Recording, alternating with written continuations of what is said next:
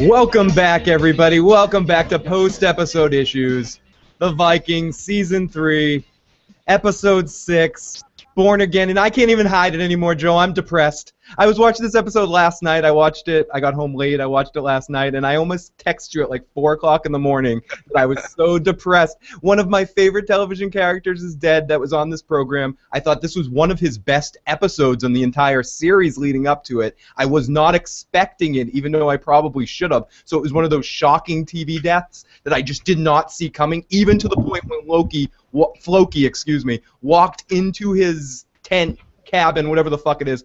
From that moment, I did not expect what was going to happen, and I got very emotional in the moment and very, very sad. And then the preceding scene with Ragnar saying goodbye to his friend was some of the finest acting Travis, that's his first name, Travis?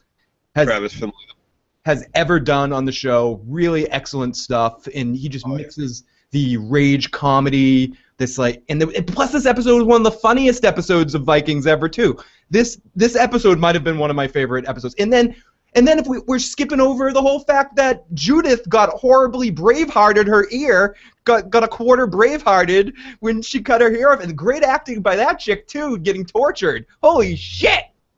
Sorry everybody. Holy what an episode! I loved it. Yeah, it was good. Oh my god. It was definitely good. Your first time checking us out, we're post-episode issues. We do recaps of different programs, whatever we're talking about. Tonight we're talking about Vikings. With me, as always, is my co-host on this adventure, Joe Dirty Locks. Hey, Joe, how are you tonight? I'm doing well. My computer seems to be freezing. I don't know if you can hear me or not. I can hear you. You are freezing up a little bit. Maybe turn down your internet settings a little bit. It might make you run smoother for a second and let your internet catch up. Trying to get it to come. So Joe's got some technical issues. If you want to jump out, I can re-invite you and see if that helps. But if not, Joe will work on his tech issues for a second here as we get into this episode of Vikings. And it was like a time jump too, like an 8 or 9 month time jump, which is really interesting stuff. Before we get into Vikings, Ren had a very good thing that we want to talk about quickly about The Walking Dead. The Walking Dead. Robert Kirkman, the creator, just revealed today that the name of the planned AMC Walking Dead spinoff series will be Fear the Walking Dead. That's very interesting, and we will definitely talk more about that on Sunday. Okay, so this episode starts off, and it seems like we had, I'm only assuming because of nature, that it was about an 8 or 9 month time frame that we jumped, because everyone that was pregnant at the last episode or just at the beginning of pregnancies gave birth in this episode. This was a birthing episode, Born Again. So we got a lot of births, a lot of hints to the religious parallels of being born again. Right.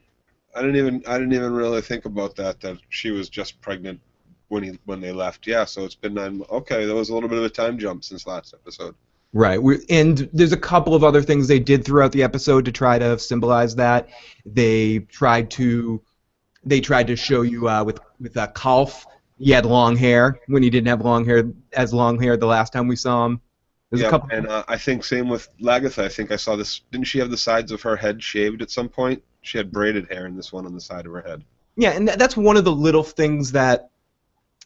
It's only because I'm so interested in the Vikings storyline of this show that I feel like I miss out not knowing what happened immediately after Lagatha rode off last week. How did she get back in this situation? Did she change her mind? Yeah, that was one of the big things Katie said, and she was like, why is Lagatha back? What happened with her? How come she's back all of a sudden?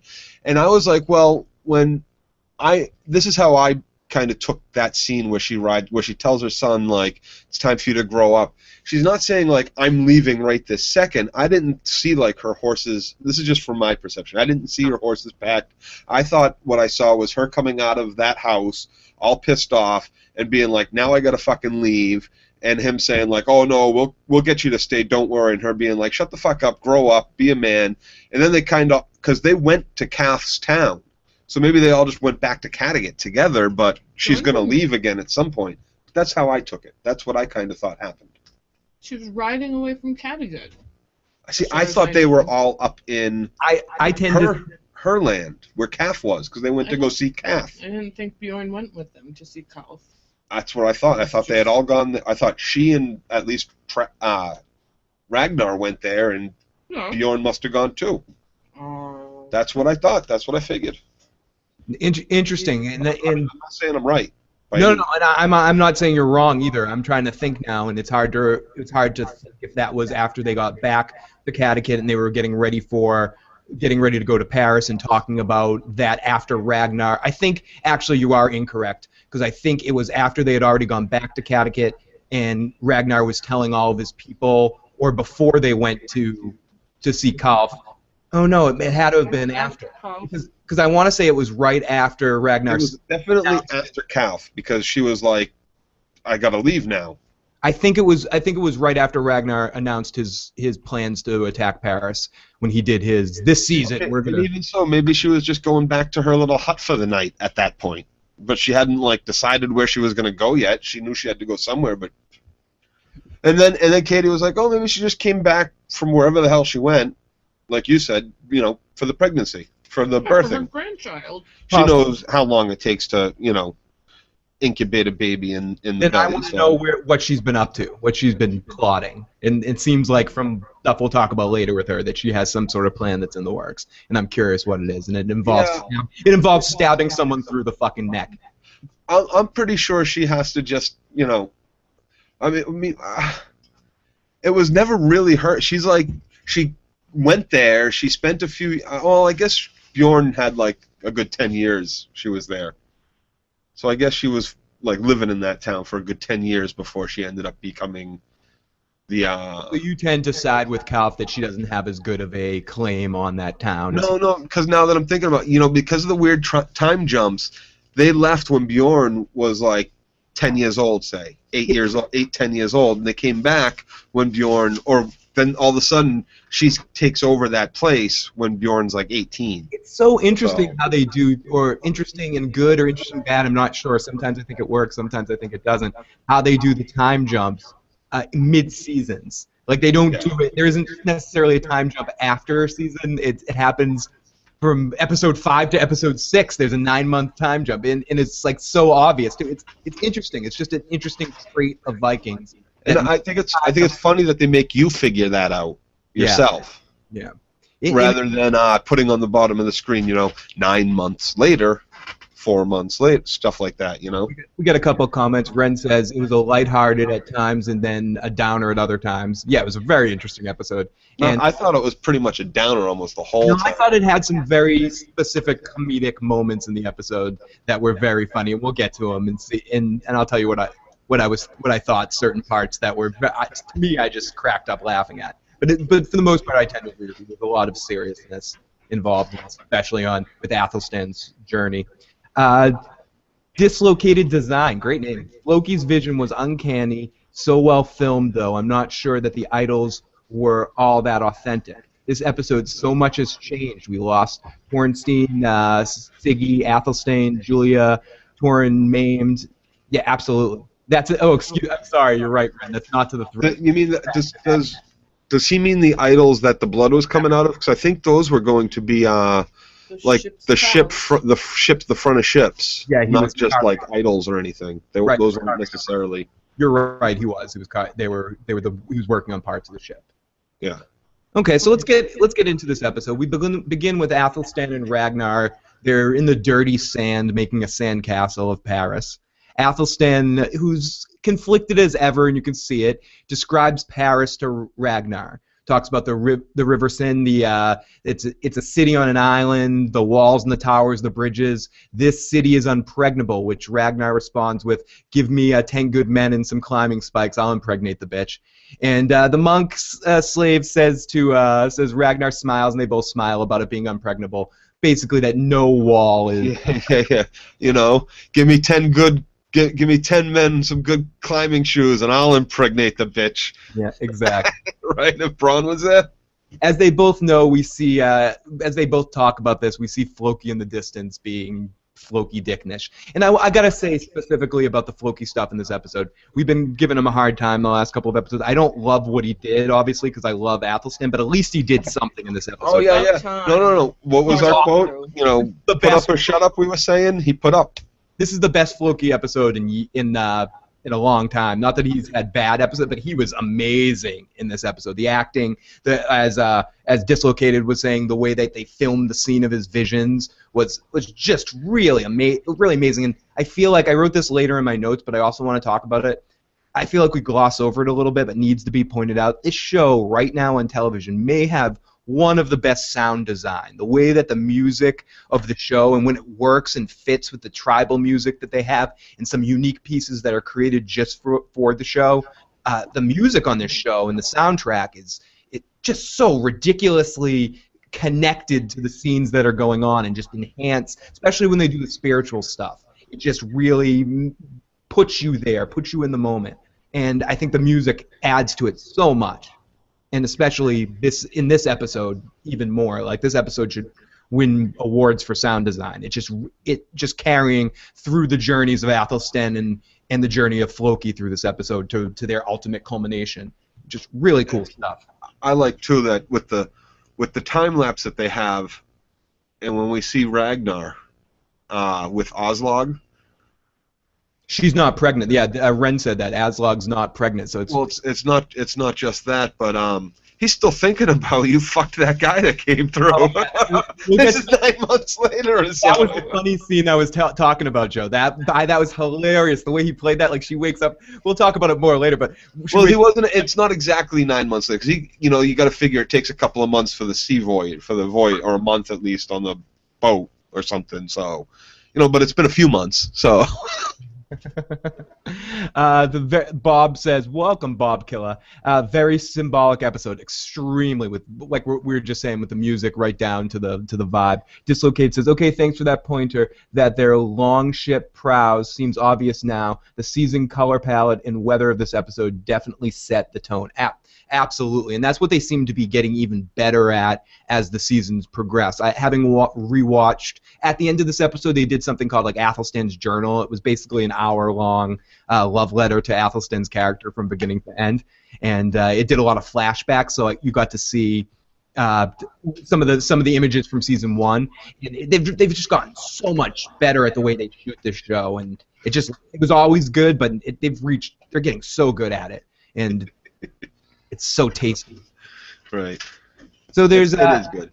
So Katie just pointed something real quick before we go on. Katie pointed something out to me, which I kind of like her take on it. The time lapses that they go through, it actually matches if you start to think about the way Norse history is recorded, the sagas, and like even Ragnar himself, his time and lore about him is so fluid that it's almost timeless, because all the things that are attributed possibly to this man Ragnar happen between such a vast long period of time that they can do these time jumps and it be long periods of time, and still Ragnar and everybody else might not be the same age, but time's moving, but time's not.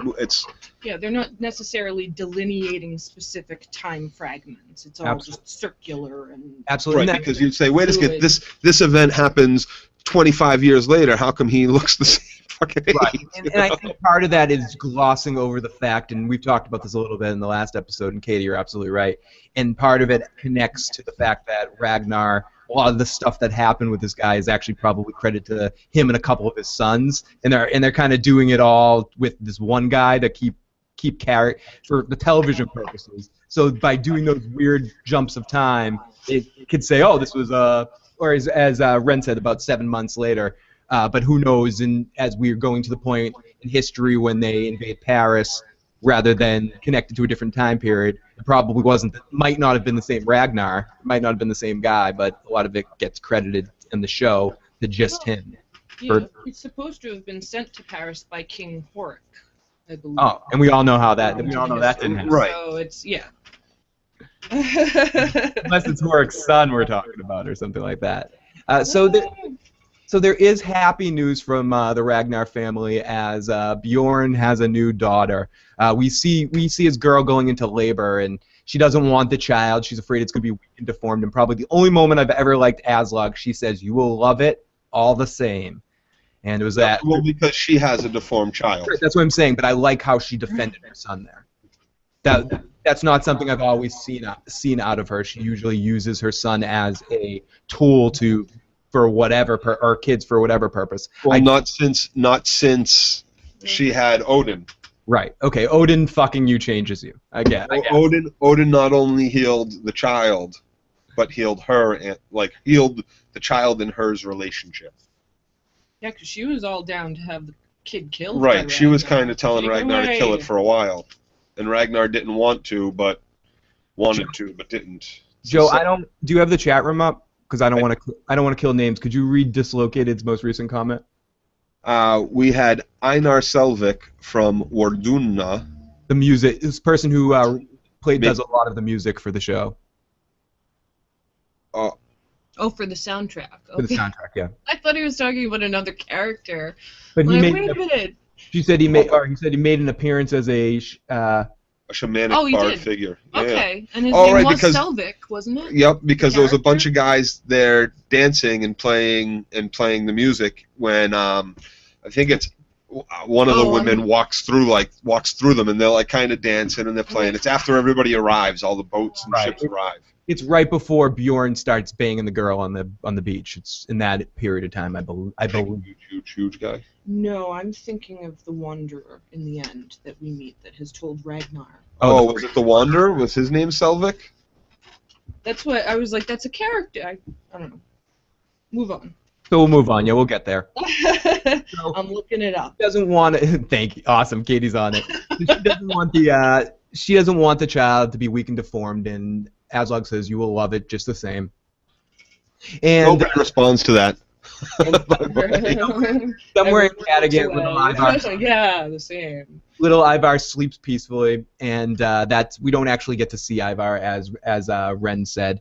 I don't think we get to see Ivar make that Ivar the boneless. And God, I'm sorry.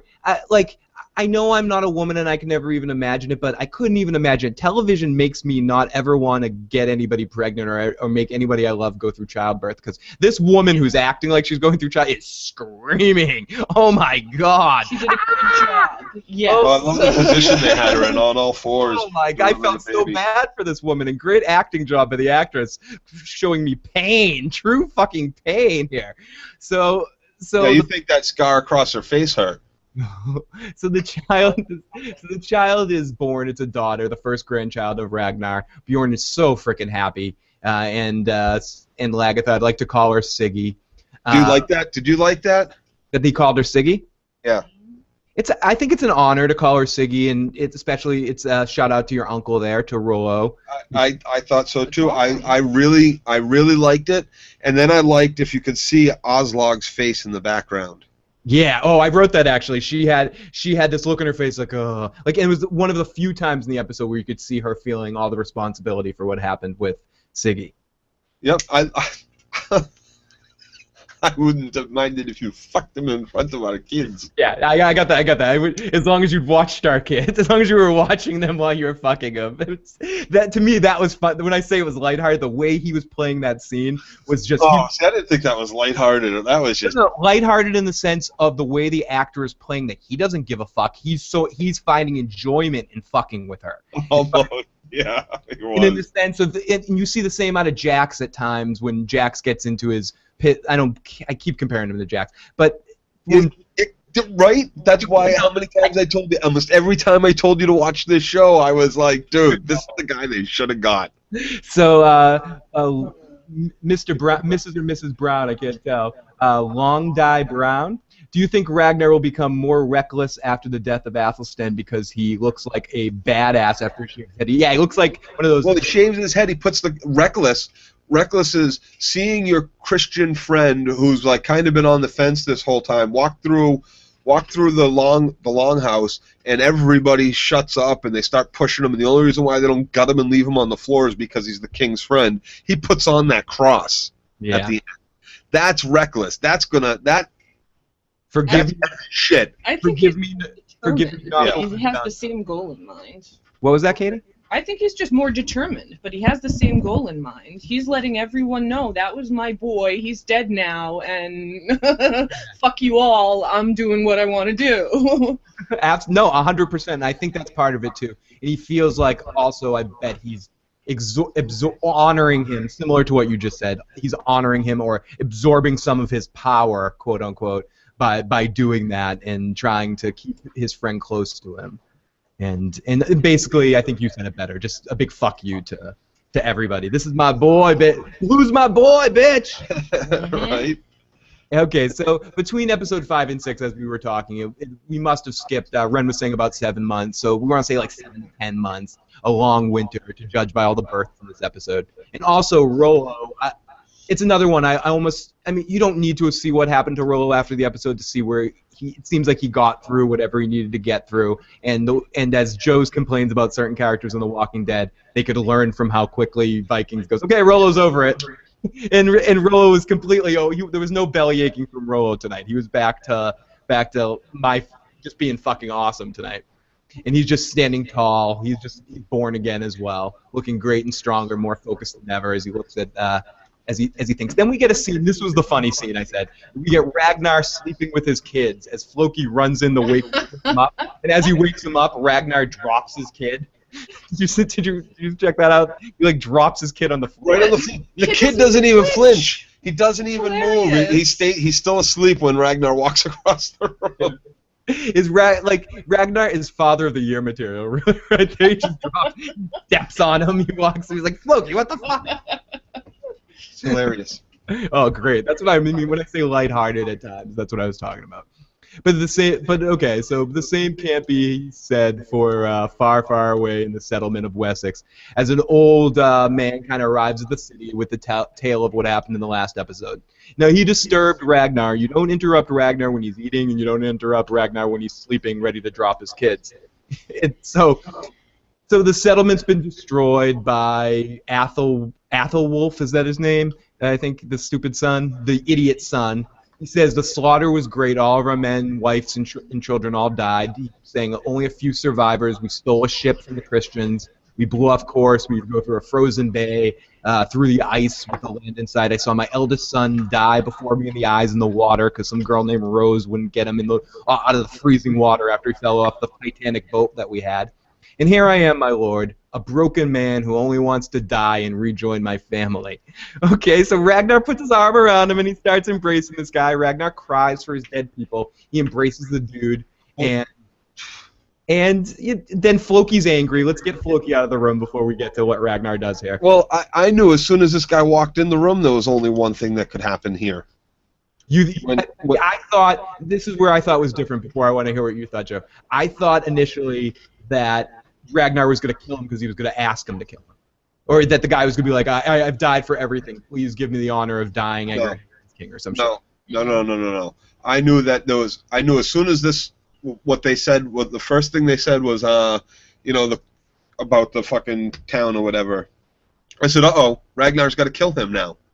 Because if everybody finds out that these farms have been destroyed by this king, Christians that they put trust in, they're all going to kill him. That's why he turns around immediately and says, what are you, an idiot, Floki? This isn't his fault. This is nobody's fault but mine. They'll blame me, not him. Yep, absolutely. And that's why he kills him, because he knows if he doesn't, the gig is over. No longer king. Nobody's going to follow him to Paris. Nothing. Ren, it's not the kid's first rodeo. Yeah, that's not the first time Ragnar's dropped his children. Dislocated Design says, this scene had me appalled with Ragnar strangling a man in cold blood. Had to be done. Like I understand the appallingness of it. Like, I understand that it's an awful thing to have to do, and I think Ragnar also was appalled by the fact that he did that and had to do it, but he knew he had to do it. I kind of wanted to die. And then there's that. The guy didn't put up any fight whatsoever. He wanted to be with his sons. If someone's choking you out on top of you like that, you fish hook them, you pluck out their eyes, you do things to try to survive that this guy just did not do. There was, like you said, there was part of him wanted to be with his family, like he was saying. He had wished it. He watched his son die in front of his face, so Both of them. Both of them, all of them, his wife, everybody. So Ragnar cries for his dead people. He embraces the guy, and for his dream of the farming colony dying, kind of here. And Floki's angry, but triumphant, kind of. He's like, "Say, Ragnar, the gods didn't protect the farmers." He tells Ragnar that the adventure was doomed from the start. Ragnar promises vengeance on Athenwolf and his father, and then fucking Floki, who has a hard-on for Athelstan for the last forever, says in Athelstan, Floki says, "We have to murder him. It's his fault. If anyone's to blame, it's him. He tried to set us up. It was all a trap. He was in cahoots with them." And he just starts going crazy on him. And Ragnar says, "No. If anyone's to blame for this, it's me." Then he leaves all pissed off, and Ragnar turns to the old man and he says, "Anyone else? Have you told anyone else this story?" The man says, "No." Now let me ask you a question. When the king turns around and asks you that, do you have any answer but no? Honestly, if someone asks me if someone asks you if you're a god, you say yes. I actually say yes. I've told everyone of my tale because exactly. Yeah. By saying no, he sealed it. Like he sealed his own death. Yeah, you know, like the obvious answer there is yes. I told people. You know, when I first landed, I've been through 4 towns. I've told people. I've told them that I have to get to you to tell you what happened, and they said, "What happened?" So I told them. Let's jump into the chat room a little bit. Bob, I think he was talking about Ragnar, says I think he converted. Ren said, "Wow, Joe," about something you said. Brit basically about my coldness to the fact that this guy had to die. And I'm not saying that I would have killed him, because I'm not king, and I don't like just go around killing people who but I understand that from this king's perspective and what this king's goals are for his people, this is something that he had to do in that moment. And I hear you. And it's not out of character for a Viking to kill someone. Britt Lots Garcia, of axes to the head. with axes for anything. Britt Garcia says this scene is why pillows were invented. It's a little quieter, but. Dislocated Design says, I thought that Ragnar was gearing up for revenge against Wessex. You got to assume at some point that's in the plan. Renwood, do you think that Ragnar was in it with Ecbert? I don't. No. I don't at all. Not. Nope. Both you guys know. I tend to not think so either. I mean, the only evidence of that is the fact that they both said that they were corrupt. That something could be said about that scene that they were talking about something else in the subtext of what they were talking about. But no, they were basically feeling each other. Basically, they were feeling each other out. I agree. I'm saying that that's the possibility. If you want to say that there's any moment where you could say that could be true, you could find it in that moment. But I tend to agree with you. I wouldn't think this would do anything but hurt Ragnar. He loses his people. He loses Lagerth's people. Those were the only 2 cities that went. Those were his two mainstays as far as force were concerned. So I think this only hurts Ragnar. It was not good for him. And as from the king's point of view, it's years in between as Vikings show up. It's not like they're coming every day or once a month or anything like that. It's like a year and a half. They might come back. They might not. Maybe we'll see them in 2 or 3 years. It's totally random as to when they decide they're going back to Wessex.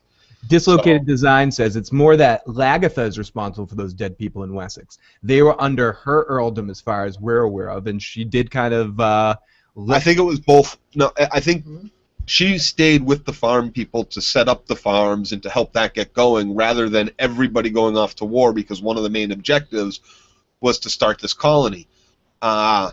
So it just happened that she stayed back. She was kind of digging the king's vibe. The king was throwing down some shit, and she stayed back. But it was Lagerth's people and it was Ragnar's people. There was multiple families from both places that were staying to build farms, because you got to remember this was Ragnar's baby in the first place. Londine, I agree. Londine Brown says he probably won't do anything in Wessex until he's done with Paris. He's more focused on trying the Paris thing. Right, because the one thing he has to do in my mind is when they just came back from Wessex, they lost a lot of men in the fight to get the Mercia. Mercia, thank you. I was going to say Medina to get Mercia. And get Medea's Christmas Adventure on DVD. Yeah. Medea. I said Medina. I think that's not like the Escobar place. Yeah, I'm sorry. I thought you said Medea, and I was on the title. Yeah, so they go help Crazy Pants. They lose a lot of men. They don't come back this time with hordes of treasure and loot and all this stuff like they did in other trips. The gain was going to be when they go back in a year and pick up all the fucking food and bring all that food back to their people, which they won't get to do now. So Ragnar absolutely needs a win. He absolutely needs to go to Paris and bring back massive tonnage of gold and silver and all that loot. Without that, Ragnar is done, politically done. They will move against him. They will kill him. Well, and the community is going to be poor. They won't have food. They won't have money. They'll have no way to survive over the next winters.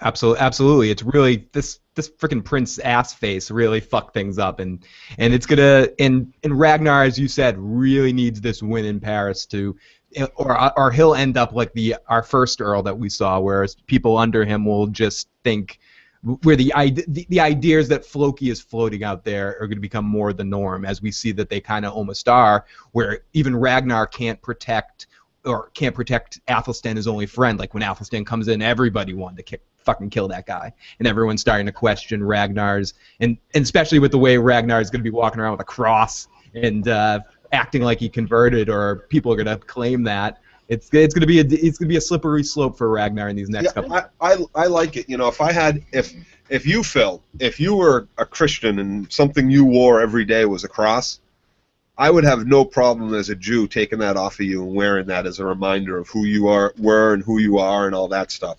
What are you talking about? Oh, sorry. Yeah, I don't even know that much. Come on, but but still, and so I see where Ragnar's coming from. It might not even necessarily have anything to do with faith or no faith or whatever, but just that you heard him. This was his best friend, the only person he really trusted. He loved Athelstan because he wasn't a coward. He was brave enough to question, to ask the questions, and to seek what he wanted as needed to be the truth of everything as far as he was concerned, and wasn't afraid to stand up and walk through a fucking long haul of Vikings after so many years and be like, you know what, I am Christian, people. Yeah, with a big smile on his face too. Right. So Ronnie G says, remember Ragnar talking to Horik last season about the soil and farming? It was definitely something both him and Lagertha wanted, but Ragnar is king. He feels responsible. Absolutely. Dislocated saying, good point on needing Paris victory. Yep, cover up the Wessex mess. Richard says, what about the Viking coins? They usually have a hammer of Thor and a sword of St. Peter's Christian symbol. That's after the Christianization. That's after the Christianization. And one of the things the Christians did was the same thing they did across the entire planet. As they move, they take parts of different religions and pagan traditions and mesh it and merge it with their own. There's plenty of evidence of it, and it happened all throughout history.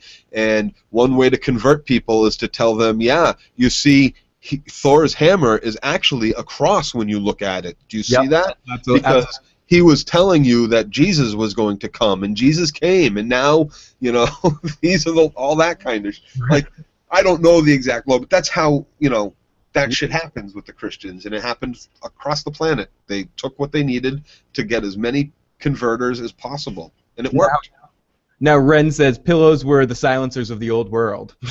Yes, they were. So Ragnar turns to the old man, and he, we all know what he does.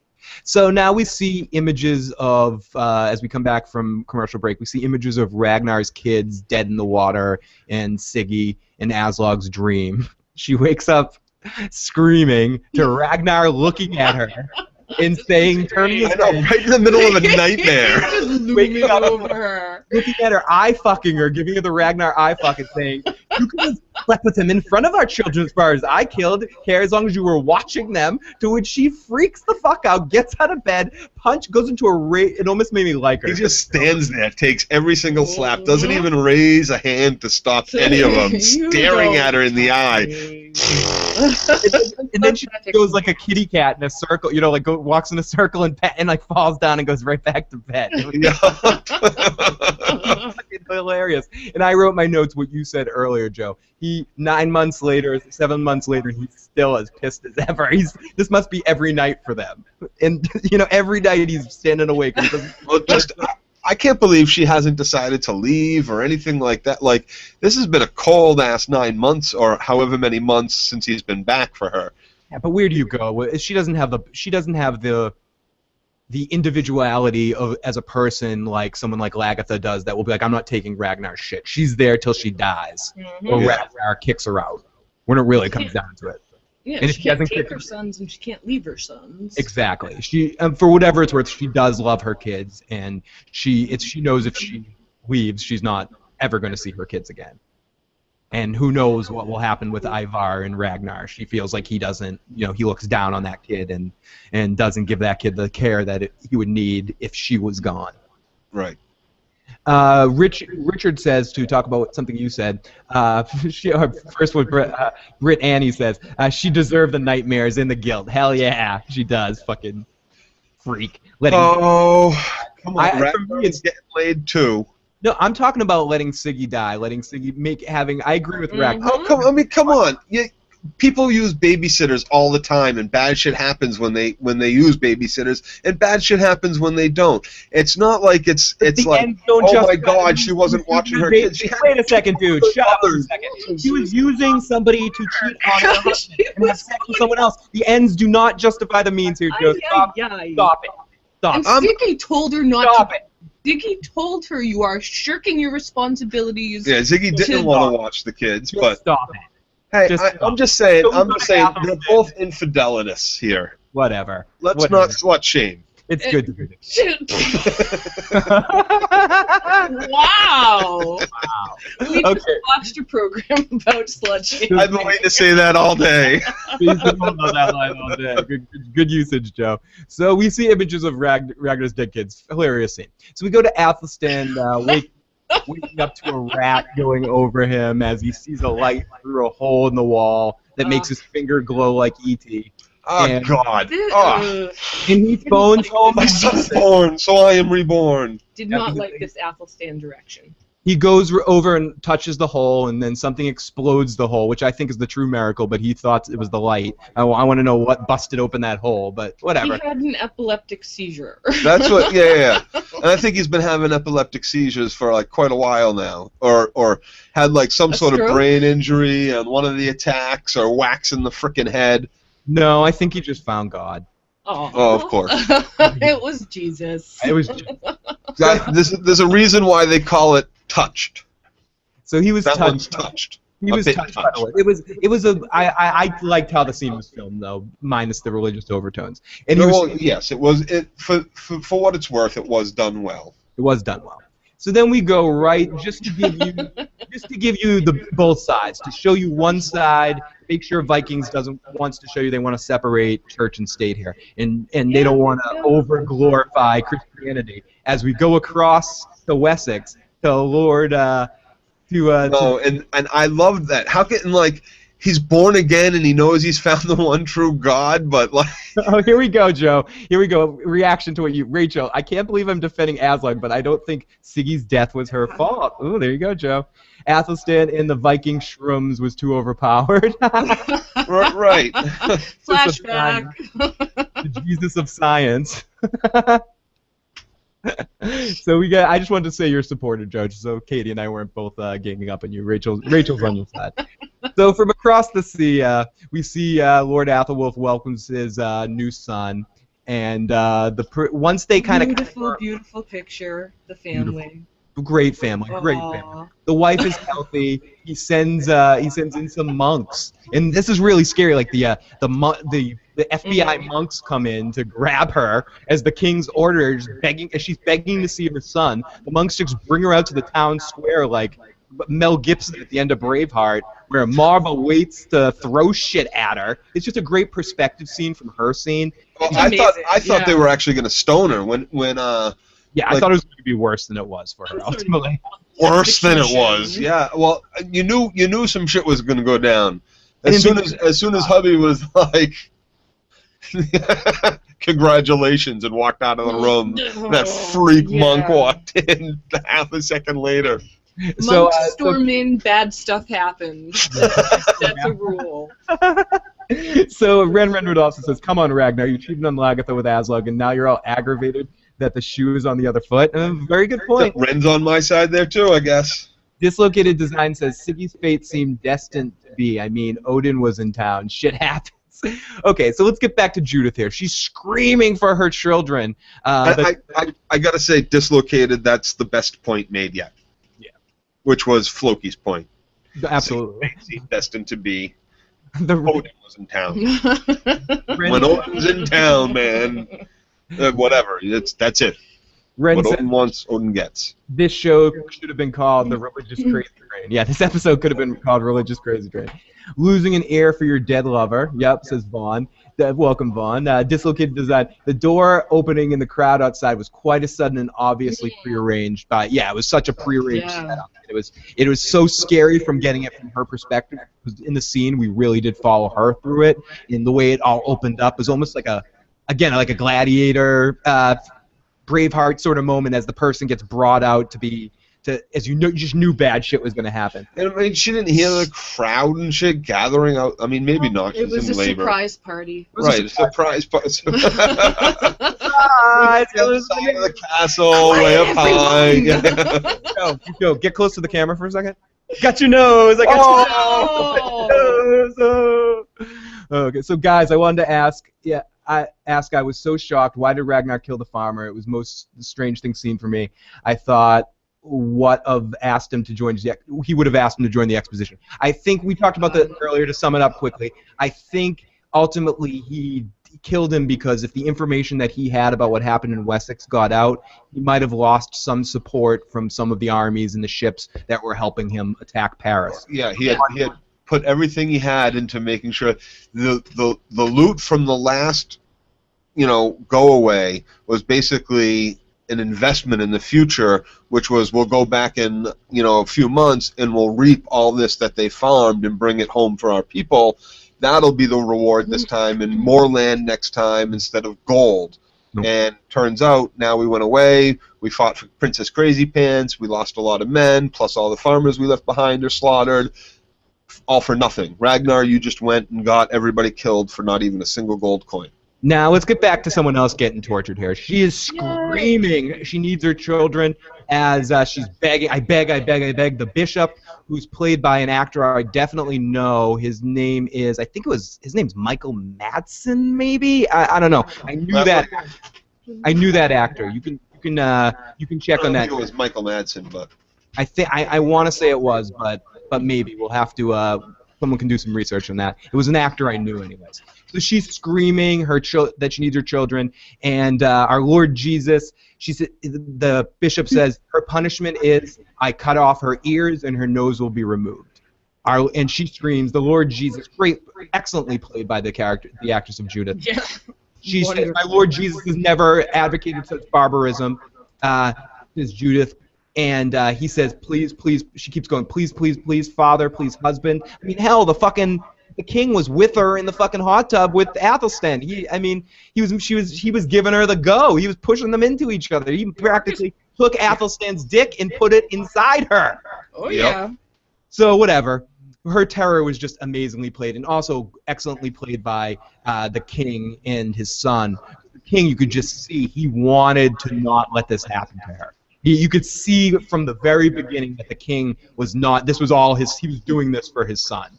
And it's interesting to point out they named the kid Alfred, right? Yes. And there is a line of kings in England with the name Alfred. I'm not saying he ends up being one of them. I'm just saying. Let's put a Jostress on that one. So her awful screams echo through Wessex. Her father, Ecbert, before we get into it, begs her to reveal the father of her child. She says, no, or she actually says, no, like, fuck you, no, like, oh, amazing, no. Great stuff. Perhaps he's remembering the fact that he was in the hot tub with her, but whatever. And then a bath among friends, who knows. Now, Judith refuses, and then the head guy comes on over, and he cuts her ear off. And she just screams, oh my god, holy shit. It might be Edmund Kente. Bishop. Yeah. Okay. So anyways, Athelstan says, she screams eventually, she goes, when he goes for the second ear, She screams, Athelstan. She kind of whispers it, and Ecbert hears and says, what do you mean? What do you mean? He confers with his dumbass son, and he says, I cannot blame my daughter-in-law for being attracted to such a man of God. You can't, right? Sick. I mean, Athelstan's pretty hot, right? I mean, come on.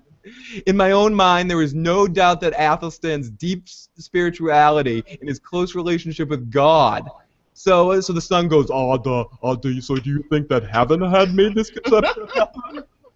And then the idiot's like, oh, that makes sense. It's like the Blessed Virgin. And Ecbert just, yeah, it's like the Blessed Virgin. Totally. Totally the same thing. Oh, okay. You got it, son. Let her go. Yeah, let her go. Holy shit. Let the girl go. She didn't do shit. Let's get to the chat room a little bit. Harsh.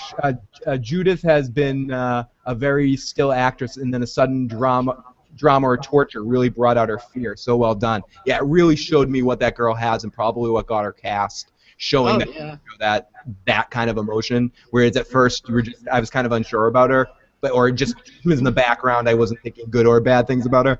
But in this scene, she just amazing acting job by this actress.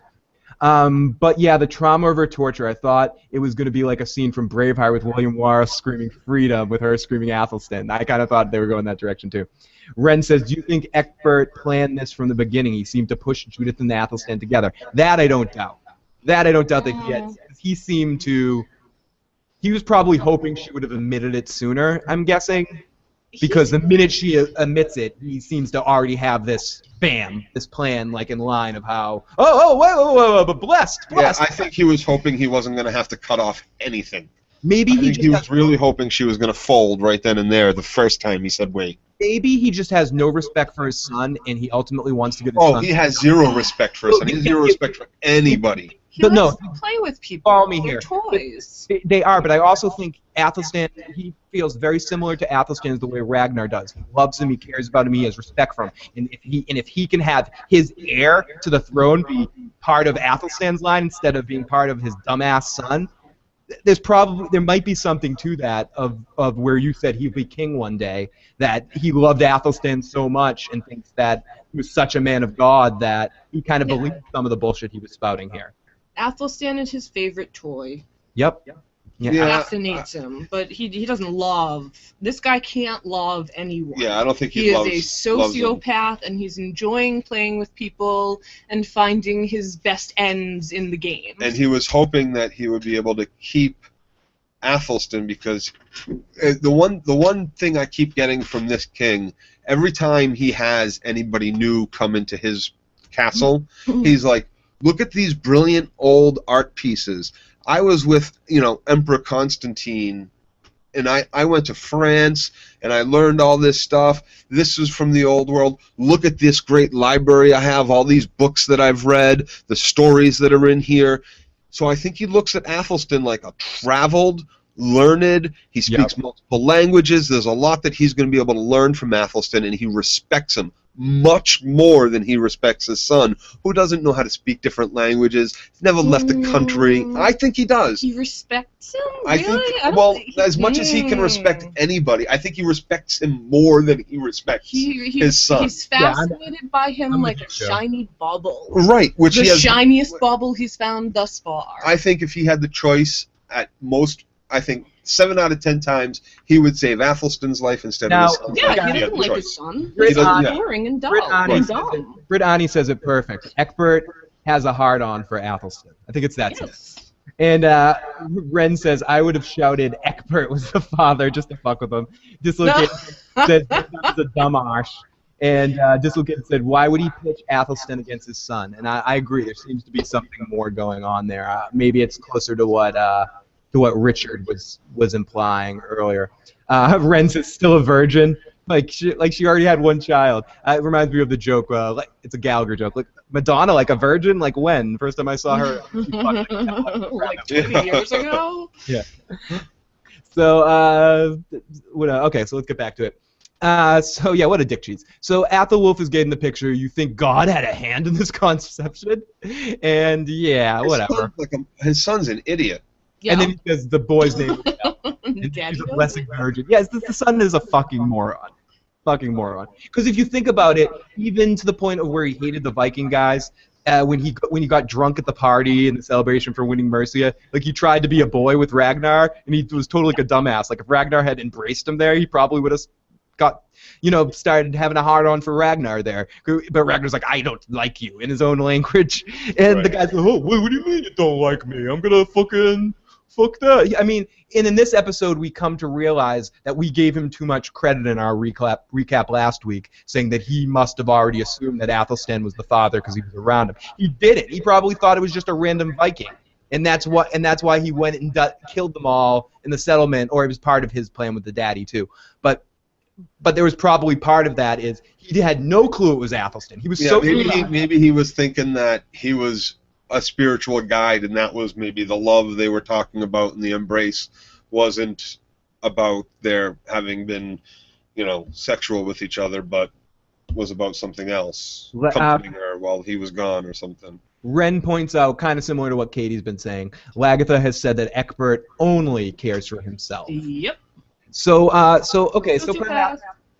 perhaps God did have some sort of touch in Alfred's conception, because in distant Connecticut, Athelstan has a vision of Star Trek Into the Darkness. Of a light in the darkness, a voice in the silence, and some shit. He opens his eyes and he says, Lord, I praise the Lord again. I asked for a sign. You gave me a sign. You answered my prayers, Lord. I'm blind, but now I see. Yeah. Now I reborn. Actually struck blind for a minute. Yeah, too. that's what I thought was gonna end up happening. When you said that, I was like, yep, it looks like he's probably lost his sight for a second, but it was all metaphorical. Yeah. The sight of his religion. He wasn't saying like that. He was saying it very passionately. He wasn't going all preacher man on you, but. Right. But so Athelstan's entire life on the show has basically been about confusion in this like separation of the two, feeling like he was a man of two worlds of God. So it's just interesting, and this is probably the peak of it all, the culmination of it all, where he decides that Christianity is the one he chooses. I choose you. He gives Christianity his rose. If he's on The Bachelor, the guy Christianity, I give you my rose. Here you go. And so Athelstan's confusion is gone. He's been given the gift of sight, he says, the gift of faith. Father, hear my prayers and let my cries come upon thee, he says. He has the faith. We get some glory shots of him on the beach, going through the water, rebaptizing himself, looking all fucking... Shedding the gold that Ragnar gave him his armor. That's the big thing to remember here. We see him at the end of this big scene take off the bracelet that binds him to the gods, to the Vikings. And he takes it off and he throws it into the water like, Maverick throwing the goose dog tags. Oh, I'll miss you. And who's watching? Who's always watching from the distance? Floki. Floki. How long do you think it took Floki? Floki sees him do this and then runs off, but later we see that he actually went and got this thing. How long do you think it took him? I'm going to answer that question. Let me touch a couple of the chat room stuff. Because that was similar to what I was just thinking. Like, I wish they cut this off and showed us Floki going through the water for the next 2.5 hours looking for that. Like when show him go in, it's like someone saying breakfast time, and then show them they're still at night diving in. Oh, gotta go back in. Anyone who reality has ever thrown or had someone throw one of their things into the ocean. Unless you have goggles, you're never finding it, right? You're never finding it. It takes a while. First off, Richard, have a great night. Thank you for checking us out. Have a great night in England. Goodbye. Sleep well, my friend. Thanks for checking us out. Ren says, Lagatha said, oh, yep, we already said that. Wishful thinking, I hope Lagatha fucks Ecbert out. His son, Airwolf, doesn't even look like Ecbert. Interesting point. Dislocated says, that's one thing about Athelstan's confusion. Sometimes irritated me, but it was said at the end, you dared to question, paraphrasing. I know, it's so good that you've been up here staying late. Thank you, Richard. We're glad to keep you up past your bedtime. That's kind of our goal. So Athelstan runs to see his friend after all of this, Ragnar, because he's all happy and all smiles. He tells him of his finding Jesus again. I'm talking. Jesus came to talk to me. God spoke to me. And Ragnar's like, did he speak to you? What happened? He came in light, but he cannot be heard in words. I'm born again. And Ragnar goes, born again? What? Like you're a baby? I don't get it. You're like a baby again? What's going on? It's funny, but I like how he basically has him explain it to him like he knows nothing of it. Right. Because he doesn't, and it's new to him. And I thought this was amazingly played by both actors too. Oh, yeah. Me too. Just the bonds that they have. I'm going to miss seeing these two together on screen because they have a really good balance. And especially with his reaction to ultimately Ragnar, he says I'm going to leave now. I should get out of here because I shouldn't be around your gods and your people with your gods because I'm in danger if I stay here. Basically is what he says to him. And Ragnar says, you cannot leave. And he grabs him and shakes him and he's pissed. And then he says, I love you to him. He says, I love you. And the way he says it's so impassioned. Yeah. Amazing. And he says, you're the only one I can trust. He says, Ragnar promises around me that no one will hurt you. I'll protect you. Now, do you think... Well, I do want to bring us all back to that scene when we first get Athelstan back into Kattegat when they offer him to join in bed with them. You know, Ragnar and Lagertha. So... Now, I just want to point that out. Sexual love? I think it's an all-around love. I don't think it's just a brotherly love. I think it's he loves him. You are one of my life mates. You are the closest. Right. You're the closest thing I have to an ongoing life mate because I lost what I had with Lagertha, but you're connecting to the man I was before I was king, before I was even earl. Mm-hmm. We made our connection, so it's about the relationships that we had, and about me discovering you as part of my life, not just as my servant. Yeah. So Ragnar loves him, and he's the only one he can trust. And he promises... Do you think... The question I was going to ask you guys, do you think that Ragnar truly believes that he can protect him? Yes. Do you think so? I really do think he thinks that he can. Absolutely. Do you think Athelstan thinks Ragnar can protect him? Because I don't think so. No. Athelstan knows better. And that's why he's like sitting there waiting for it. Here's the thing. The protection that he's offering is basically... Everybody's going to know I'll kill them if they kill you, so nobody's going to kill you. But if nobody knows who kills him, nobody can die for killing him, so Ragnar can't protect him. Or if it's someone that knows that he's needed enough that he can't be killed right now because Ragnar needs Floki to build all the ships, which I'm sure is part of what was on Floki's mind when he's thinking, not that a lot was on his mind, he was just going on instinct and going on his vision. But I think part of it, too, is he knows Ragnar can't kill him right now. They need him to build the ships. So he says, which goes to what we were just talking about, that he doesn't care as much about his life. He says, it doesn't matter where I go. It matters where you're going, meaning to Paris. Now, poor Ragnar. He's a king in the north, blessed with 2 wives, as many sons, and the only person that he can trust is this guy that is on this religious journey of his own, and it's just kind of sad when you really stop and think about that, where Ragnar is. I mean, he has all this power, but this guy really is the only person he feels like he can trust, and we've seen enough on the show to understand that. You could say Rollo, but Rollo betrayed him back in season 1, and that was a big confidence that he broke with him. Bjorn, he's not on a connection with. He feels like Bjorn has too much. Well, he just got Bjorn back like a year or so ago, 2 years ago. Bjorn was gone for 10 years. She's more it's what... and when Bjorn left, Bjorn wasn't like this big warrior kid. Like, he was kind of a pussy and left with his mother instead of staying with him. He chose his mom. To what you were saying, Joe, Ren says maybe Ragnar's a little Dornish. Ren says I have quality to him. Ren says I have to say, in one shot, Floki looks so good in that cowl and makeup. He does. He's a striking figure, very much so. Floki. Floki, yeah. Yeah, in some of the shots, he's very striking. Yeah. Well, let's talk about striking with Athelstan and with his shirt off in the light. Did you see that 12-pack, ladies? Come on. He's lean and muscular. Yeah. Very nice. Yeah. He wasn't light. He was packed with muscle. He was pretty cut. He's been living Viking. He's got to be. Brittany G says, Athelstan and Ragnar still have a better romance story than Ragnar and Aslaug. Oh, yes, they do. So much better. Yes, they do.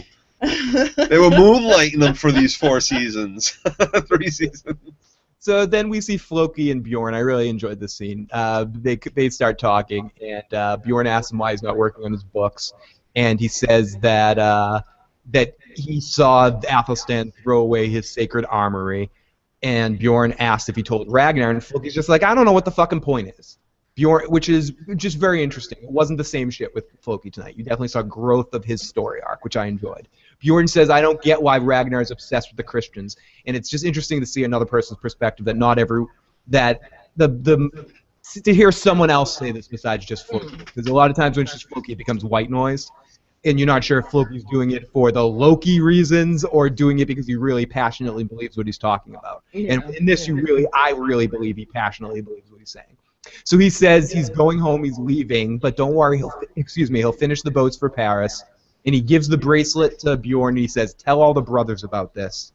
And he goes off, and he sits and focuses. Plant the seed, Bjorn. Plant the seed. Do what needs to be done. So the warriors arrive, and Lagertha says, these used to be my ships, as she's talking to Bjorn about Calf arriving to Kattegat. Ooh, that was a little tongue twister. And the season break will begin. Here's Earl Calf now with long hair, because it's been some time. And we also are introduced to Earl Siegfried, I think his name was, who Ragnar refers to as a big chunk of meat. Oh, he's huge! He's big. He's a Viking. No doubt. We needed a new Viking guy. We needed a new. He's the Viking the Viking-looking guy we've been waiting for since they killed the first one in season 1. You know where he was from? Like, I think I got the name right because I was watching Bicepville. Oh yeah, I know that place. Yeah, I think it was Earl Siegfried of Bicepville, or something like that. I'm sure I'm pronouncing it correctly. Of Tallville. Tallville. He's the first Viking with guns, baby. Of Mr. T-Land. He's Earl Siegfried of Mr. T-Land. He pities the fool. And we also see King Horik's son and the Borg's cube of a widow. And basically, the Season 2 bad guys is what we see. Or what's left of the Season 2 bad guys. And he has to say, Ragnar, Ragnar says, I'm a little caught off guard seeing you guys here. And then they talk about, whatever. Let's fight together. And they basically are in the same area right around the village where Horik was killed. Horik was killed in Kattegat, right? So pretty much, right where their people died. And he says, and which was really interesting in here, they also imply, how is the settlement in Wessex? Asks Horik's son. And Ragnar says, good, better than good. And it's pretty weird. Do you think that maybe these guys had anything to do with what happened in Wessex? I don't know, because it seemed to be that Calf had some other big plan to get the best of Ragnar, and we haven't seen any sign of that. I don't know if that's connected to maybe Calf is striking a deal with King Ecbert. I don't know. I'm just spitfiring. Maybe a little fan fiction here, but it was interesting. I was just thinking it was that first guy, because he said it's not like he landed in Kattegat. He landed somewhere else and had to travel to Kattegat. So maybe he went through these towns, and like I said, he was opening his mouth along the way. Yeah, I don't trust these dudes. Anyways, his name is Earl Drogo. Eric, he looks like Zach Wilde. Yeah, he kind of did. And here we go. His son now is undermining his father by spreading this information. Yeah, he absolutely is. Now, a great feast in the throne room happens. Old friends, allies, enemies, everyone people that used to have sex. It's a whole big party. Earl, the Calf, the guy that usurped Lagertha, is sitting there and still trying with her. You got to give this guy credit. He's still trying to put game with her. He stole her shit, and he's still trying to do it. She's just giving him this look. I cannot wait till episode 10. She's absolutely disgusted, but I'm wondering why she did it once. Why not do it again? Marry this dude and then kill him. Well, I don't even think she has to marry him. I think she's just... He wouldn't marry her anyway. He'd just fuck her and then be like, I ain't marrying you, bitch. Her plan's to kill him somehow, and it's gonna happen in the last episode of the season. I'm gonna enjoy watching her stab the fuck out of this guy. Well, they're all out raiding. Just cut him down in the battlefield. Oh, that might not be honorable. She don't give a fuck. Yeah. Well, Neither is stealing my kingdom from me. It's a little different. In battle, that's a big thing to That's them. true. Yeah. No, you're absolutely right. I mean, I think ultimately she would rather challenge him to like honorable combat or something like that and kill him that way. Oh, she would rip his ass a new It would hole be to get fucked. It would be fun to watch. It would be a good, different thing that we haven't seen yet, where we've seen her already kill someone in cold blood, or kill someone, not in cold blood, in self-defense, ultimately. In revenge, self-defense, whatever you want to say. And we've seen her kill people in battle. It'd be interesting if she just said, I challenge you to one-on-one combat, and see what the guy says. It'd be awesome. It would be awesome. So the great feast happens, and yeah, what an asshole. So we also see Bjorn in this scene looking at his wife, and she comes in dressed all in white with kind of like a caked white face. She looks really vampire-ish in the scene. It's very interesting. Or mummy-ish. Mummy vampire. She's looking like the seer a little bit. A little bit. I do see that. Ren says that guy may not have been the only one to escape.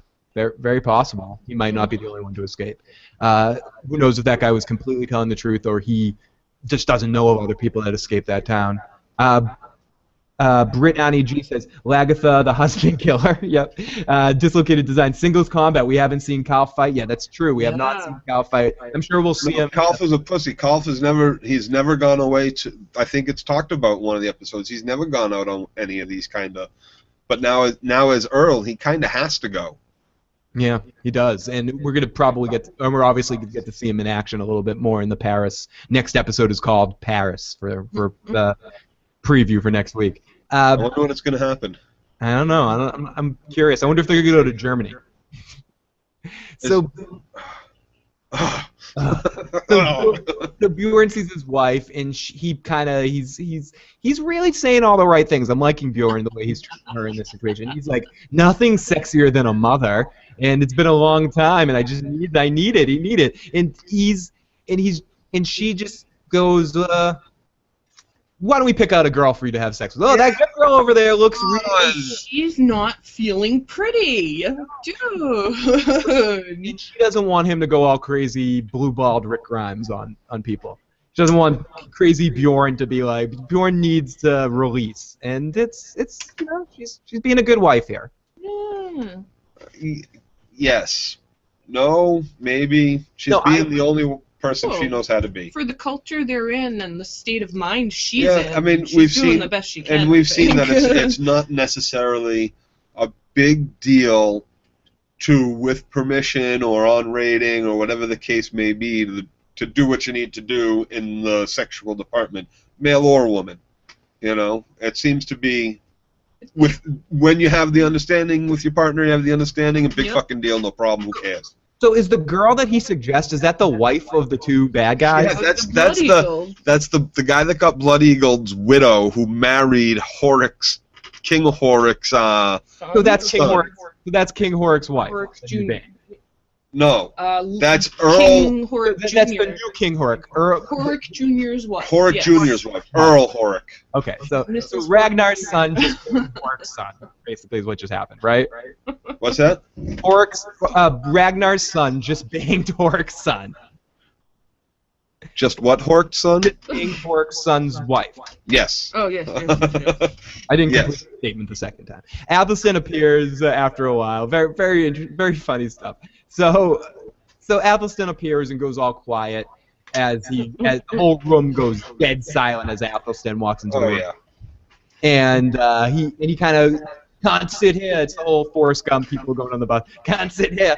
Rollo seems to be almost threatening him, and he goes, I don't want to hear anything you have to say except for where's your armband? Where's your bracelet? Where the fuck is it, motherfucker?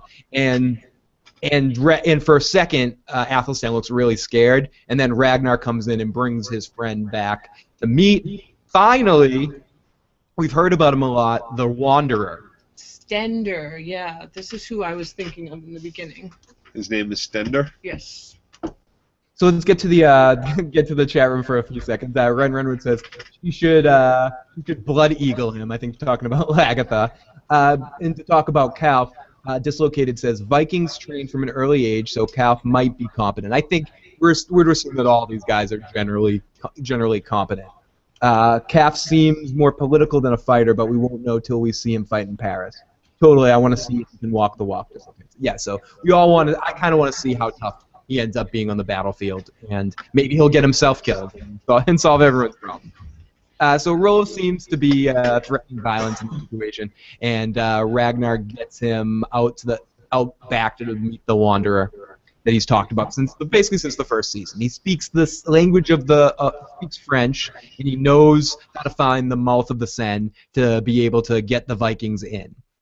Now we cut out to the girl, the wife of Torv, I think his name is. Maybe I'm killing his name, but anyways, she finds Bjorn and she gives him a drink, and they talk, and he says, "You have courage."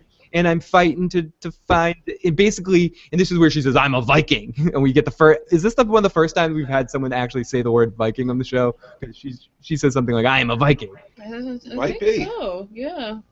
I can't remember another time when the word Viking has actually been said on. No, it might have been said, but I don't remember it specifically either. But so this was the first one in a while, anyways. And basically, what I got in this scene is Bjorn's trying to find any way to make a connection to this girl because he's all. I already said it once, but he's all blue ball Grimes. And he's like, I just need to find something right now. So he totally says, okay, she wants me to go fuck her, I'll go fuck her. So then we go back inside with Ragnar, Athelstan, the Wanderers. He explains more in depth about the entrance. He's talking French. He's like, oh, you speak the language of the French. Yep, and this is the second half of the scene where he finds the entrance into. He explains them how to get the entrance into paradise, how to maneuver the river, and find a way right in to fuck up some French people. Oui. So now to Floki.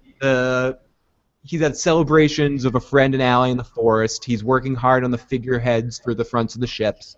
He's carving into one, and then ultimately he carves into it, and blood starts to flow down its forehead, and then he starts to have a vision, like he's tripping on mushrooms. Everything splits to like triple vision shit with. Let me see if I can get like weird spotlight, strange, crazy. Everyone's having strokes and epileptic seizures here. Could you play with your thingies over there? I'm sorry, I'm playing with some shit over here. Let me get back to original. Yeah, it's some weird. But I mean, it was good. It was like what I was doing, but good. It was like triple vision. It was a very good depiction of someone tripping out and having a vision, and he perhaps it. I don't know. It's a sign Floki's been waiting for. He says that some men lust for women, some others gold. Floki, he only wants to have this connection. He wants to. He sees the gods. He wants to see the gods, and he's engulfed with this. And we were talking. Someone said this in the chat room earlier, and I just want to echo it. This scene, with so many other ones, I feel like I'm repeating myself, and I should be repeating myself about the show. Visually, this was shot so fucking well. This scene and a couple of the other scenes of the night, someone said at about, and I don't think I said it, when we were dealing with the torture scene. Sometimes you just, once a podcast, I have to say this. I forget that I'm watching a History Channel show, and it's just done so well. I feel like I'm watching an AMC or an HBO show. It's just done really, really well. It's done so fucking well. And this is one of those moments where they just get such great production value with sound, visuals, and acting by Floki. It's just a fucking home run at all levels. And he runs out and he tells Helga that he has got to go on a secret mission. No one must know about it. We've waited a long time. This is my vision. Helga's packing up. He's grabbing axes and knives and stuffing them in his belt. Obviously, he's going to do something really bad, and she knows it, so she's questioning him about it. And he's like, I need to leave, and I need to come back, and nobody must know. Can you keep my secret? And she goes, it doesn't even say anything, really, and he just grabs her by the fucking throat and is like, Argh! And like, she's not really phased, but he's like, answer me, basically. Yeah, right?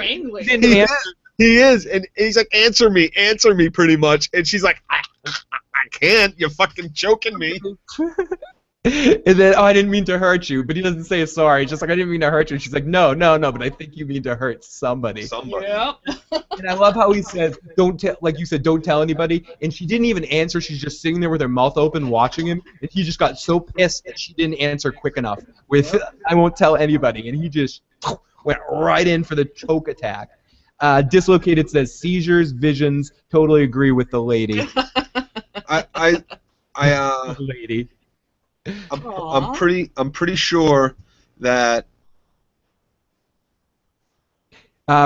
One comment while you catch your thought. Dislocated, almost strangling Helga. That's the moment when apologized as well. Yeah. And that's what I was about to say. Is like he's like, oh, I didn't mean to hurt you, but like. What I did like was he wasn't all like, "Oh my God, I'm so sorry. Please forgive me. I'll never do that again." All that shit. Like it was Floki. this is Floki. This is Vikings. Like you don't answer quick enough, I'll choke you, motherfucker. It's gonna happen. Like it just shows that there is a cultural difference. You know, he didn't mean to like hurt her as much as he did, but he did mean to make a point by fucking saying you really can't fucking tell anybody. He's in a fever about his goal. Yeah, he's got a vision from the be gods. messed He's with. got to do what the gods have just told him to Yeah. do. He's never seen it more clear, just like Athelstan. Yep. And I like that juxtaposition that It was- they've made. Yeah, very- they're setting up the very They good. both had a vision. They're both kind of the, like, I don't want to say the most religious guys, but Floki seems to be the most in tune with the gods, They're kind both of. all about pleasing their god or gods. Right, Yeah, so I like how they did the this with the connection, both too. of them. I like how it was finally the boiling point, and it was the, come on, Floki, this should have get off the pot, stop fucking bitching and whining, and be a fucking Viking. And so he had his vision, and he went and be a And Viking. he did it. Jeffrey, welcome so much. Welcome to the show. All the women should be pregnant to replace the population. Everyone's dying. Well, if we remember our dead friend from a few episodes ago, he had impregnated Yeah, two bitches two that just more. had, not bitches, but women that just had kids. Hey. Oh, it was because of Phil. He made me think. Or whoever it was. that had- Phil. Wait, what did I Fuck do? you. What did I do? Someone said it. It wasn't What me. did I do? Okay. It wasn't me. So we come back, and outside we hear the singers dancing and the dancers are dancing. I think this is the scene that someone was talking about, where we had one of the sound people, one of the soundtrack people in the scene. It's just a great mood, great vibe, and this is where I wrote in my notes. Can't say enough about the soundtrack. So fucking cool. So we're back with the wife girl with Bjorn sitting alone on the beach. She says she'll come to Paris. She will not be left behind. She says sorry to disturb you. He says, I love my wife. And then they start, bam, chicka, bam, bam, then the porn music. Yep. I love how he just said that straight up, Yeah, too. He was like, it's listen, we're going to fuck, but that's it. That's it. They do it. They do it. It right there. That's the contractual agreement. That's how it should be done. I was gonna play music, but I couldn't open the file quick enough. I have porn music right here. Yeah, but Phil, be more prepared. Yeah, I know. I have to in the future. I will be.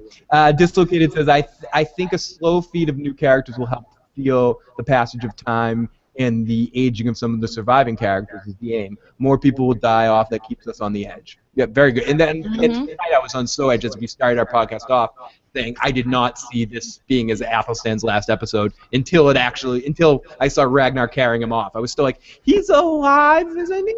No, I thought because Floki had his vision that it would be next episode that we end up seeing Athelstan die or something like that. Or at least him trying. Or something. You know, and I got to say that for what it's worth, with what I was saying about Floki finally getting up and being a Viking, the same can be said with our priest.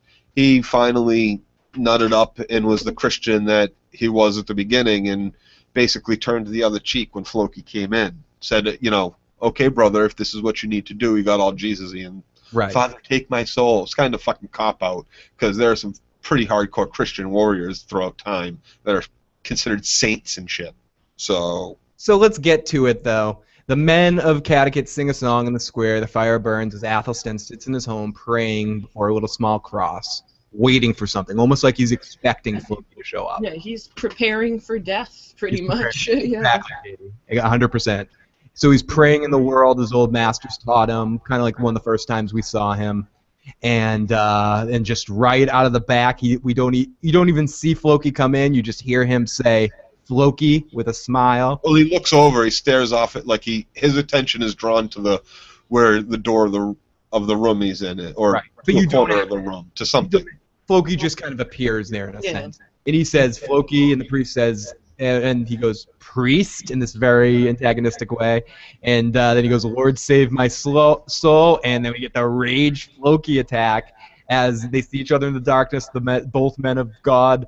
They both received their dreams and their visions from somewhere, and it's here we go, one-on-one. Or we could even take it that this is Floki seeking revenge for the jealousy he feels of Ragnar loving him. It's all of it. I mean, sure, it's he puts it up to a vision, and that's what it it nuts out to. But basically, he's been jealous of Athelstan since Athelstan arrived, because Floki was Ragnar's #1 guy. Floki was the one that was building the boat for him. Floki was his best friend, his advisor, and then now all of a sudden he has Athelstan.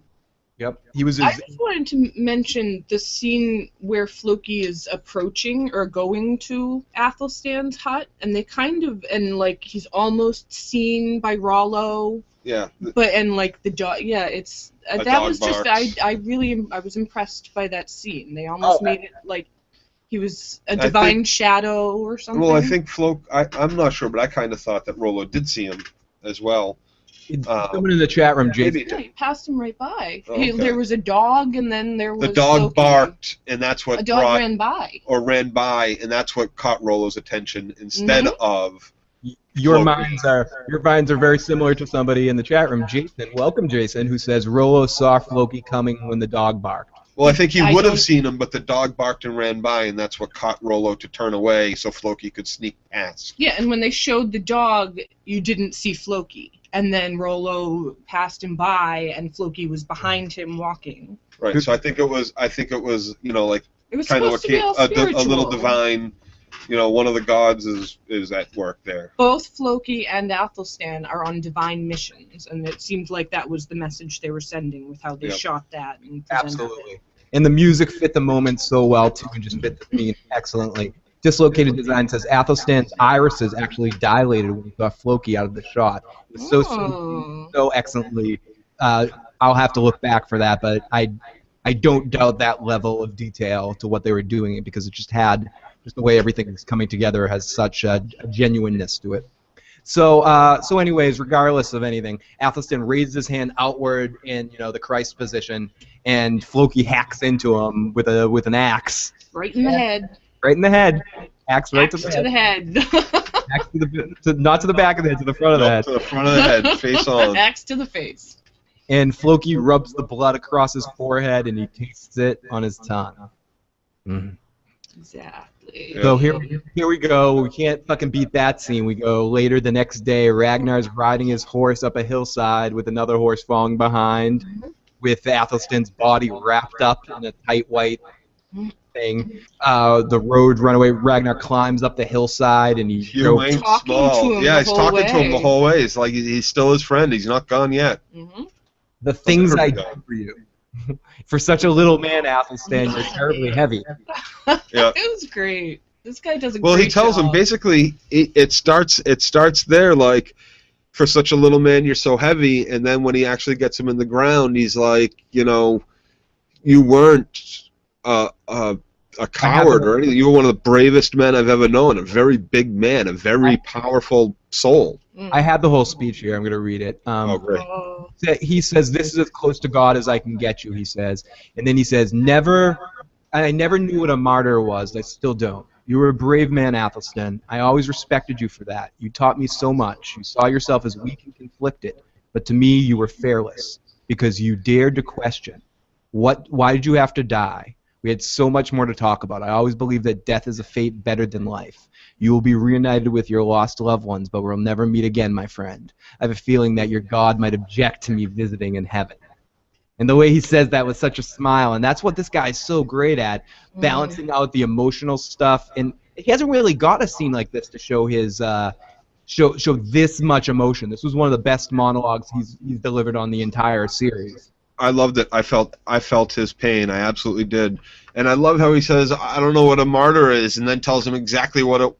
he's like, I don't know what a martyr is, and then says, "Oh, you've opened my eyes to so many things," and then he goes down to the river, he shaves his head, he puts on the fucking cross, like, hello, Ragnar, open your fucking, have a little bit of introspection here, because he just changed you enough. He died for his religion, and look what you're putting on your body right now. Like, come on, Ragnar.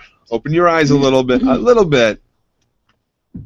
So he said, I hate you for leaving me, and cries Ragnar. There's nothing that can console me now. I'm changed. So are you. Ugh.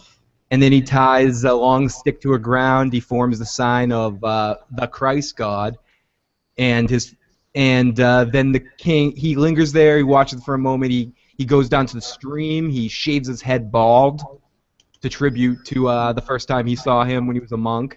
Excuse me. Yep. And yep. then he exactly. I didn't even really pick that up. That he shaved his head, but I didn't for some reason tie it into the bald monk fuck. Yeah, I think it was an honor to him. And then he says, "Forgive me, my friend, not for what I've done, but for what I'm about to do," as he puts the cross around his neck. Dun dun dun. Oh, I loved it.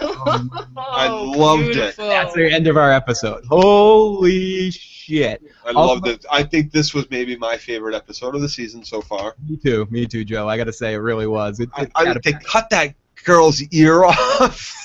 It's awesome. You just forget about the ear being cut off because of so much else happened in the episode. But they cut the fucking girl's ear off in this episode. They were gonna cut her nose off too. Yeah, I couldn't wait. I was like, sick. They're gonna do it. Holy shit! We're gonna get all three. That's awesome. Oh gosh, let's catch up with the chat room before we call it an evening. Chris B, welcome, Chris B. I figured Ragnar could make an educated guess talking about who killed them because people were talking about. So Ragnar doesn't know who killed Athelstan. Jason says if Rollo didn't see Floki. That's Dislocated says that's true, but he's going to suspect him the most. Helga knows. And I don't think Floki's going to try to hide it, personally. I think he's going to be like, I killed Athelstan. I don't care. No, there's gonna be so much more on everybody's mind than who killed him because Ragnar's wearing that fucking chain. Yep, absolutely. I didn't know that they had metal shovels back then. Ren asks, wait, does he use a metal shovel? Dislocated says, yeah, very poignant about the speech, going back to the waterfall. Jason says, so Ragnar can't do anything about Loki killing his best friend since he needs the ships. Yeah, we were talking about that earlier. Yeah. Chris B says, I thought about the shovel. If it was around in that time period, I expect a pickaxe. Jeffrey says, any predictions for the next episode? We'll talk about that in a second. Vaughn says, maybe he'll use that to disguise himself as a monk to sneak into Paris. Interesting. Ooh. Very interesting because maybe Athelstan was, or not maybe, Athelstan was a big part of his plan. So perhaps that was a part of his plan. So that could actually be a very good point. Dislocated says favorite episode of the season so far for sure. Absolutely. This was, I'd say last episode was my favorite, and then this episode just totally kicked last week's episode's ass. Not that it was bad, but this was just next level awesome. Like the show's getting to a next level of TV awesome stuff to compete with the other awesome television programs on. This had me going like, and then when Athelstan died, I mentioned it a few times, but I wasn't expecting it. I thought maybe it would be an end of the season thing that Floki would eventually lead to that. I did not expect it in this episode, even in the scene that it happened in. I expected him to attack him. I didn't expect him to kill him. Exactly like that. It was totally. As soon as I saw Athelstan look into the corner, you knew he was a dead man. Yeah. Right? I thought there might be a little fight between them. Yeah, no. Athelstan I kind of did too, but I like how because they could have done that. They could have made it like, my God battles your God, and like that's kind of how it would have ended up coming across to me if that happened. Yeah. But instead, they embraced the other part of Christianity, which was the turn the cheek, forgive your enemy, and that shit. So even in that moment when Floki was following what his gods were saying, which was also he was following his own hate and jealousy and all this shit, he was able to look at him and say, I love you, you can do this to me, that's all right. My God will take me in and everything. And forgive you with the same breath. As far as what happens next week, I always kind of learned history was what I was taught, and this was many fucking years ago, that I don't remember everything I was taught, but basically the Vikings show up to Paris and the Parisians throw treasure at them Please don't Like, sack please us. don't fucking burn down Paris. Here, have whatever you want. We'll give you tons and tons of gold, so your ships are about to sink. Just please don't ever come back. Yep. And the Vikings say, okay, and come back a couple of years later and say, give us more or we'll burn you down. That's the history I remember. Essentially. I don't know if that's the truth. And if it is the absolute truth, that's what I want to see for next week for when they get to Paris. Give me the wine, more wine, more wine. Right? Because basically the people in Paris have heard about the Norsemen coming to Wessex, like raiding and pillaging all over the coastline, and then being hired out and taking out all those people up in Mercia form. So they know that these are fierce, bloodlusting, pagan fucking warriors that they don't want to have anything to do with. Well, and Paris is supposed to be very difficult to get to. There's that one entrance, and it's difficult to get through. So once the ships show up at Paris and say we're here, they're going to be freaked out. It's going to be interesting. Because they don't. The French and the English don't have ships that can go that are seaworthy and riverworthy. They don't. Their ships don't go down the rivers like they do when they cross to England or whatever. It's a different type of ship. Is very the long ship is much different. It's the only type of ship of they've never seen anything like this. This is like cutting edge shit. So let's get they're able to go right down the river. Let's get to a couple more comments before we call this. Someone agrees with Vaughn or thinks Vaughn's idea would be perfect. Ragnar posing at a monk, perfect. That would be very interesting to see. Rachel pass though. Maybe we'll see. With a hood up and head down. Rachel says, didn't Helga blab about Aslaug? So I don't think they'll be able to keep the secret of Floki killing Athelstan. Yeah, but she blabbed to Floki. I think Helga's not going to be able to keep her mom. Listen, Helga is hanging out with 3 women, and all this shit is going on, and she goes and tells her husband about it. It wasn't like she went to Ragnar or to anybody else. She talked to her husband. Her husband's her husband. We'll see what happens. And Dislocated says, if Helga tells anyone she'll be endangering Floki, I don't see the moment of her doing that. Also agrees with Joe. Jason says, oh, those tats would be a problem.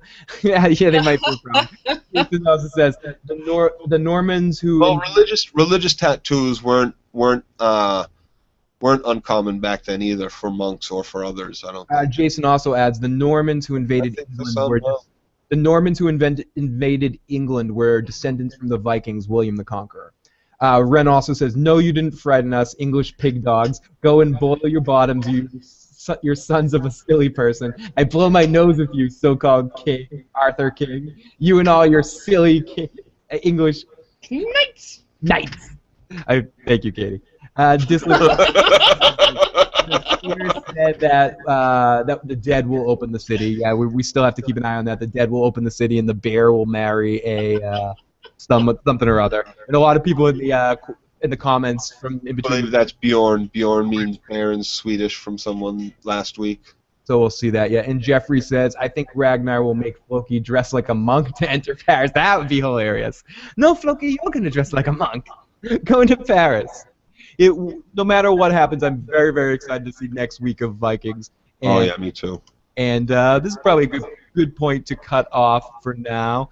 And we will also be back on Sunday to talk the Walking Dead season finale. So if you're caught up with the Walking Dead and you're ready for the season finale, make sure you join us Sunday evening, probably around 10:45, 11 o'clock, right after the broadcast, to sum up the Walking Dead season. So everyone, thank you so much for joining us on this podcast about the Vikings Born Again. If you want to check out any of our other podcasts, you can check it out at issuesprogram.com. Has pretty much everything that we've done, links to everything. If you want to check out some of Joe's collectibles, check out g4etc.com. I think I got that correct.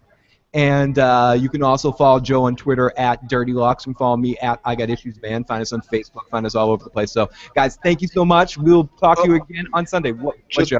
I just want to make, to Carl's point about them needing horses 100 miles away from the coast, they go up the river. The Seine goes right through Paris. Paris is an island in the middle of the Seine.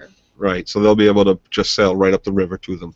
Ooh. They don't have to get stop at the coast. Oh, I can't wait till next week. This is going to be fun. Talk to you guys later.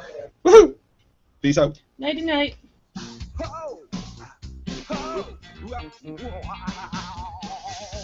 Break it down one time for me with all the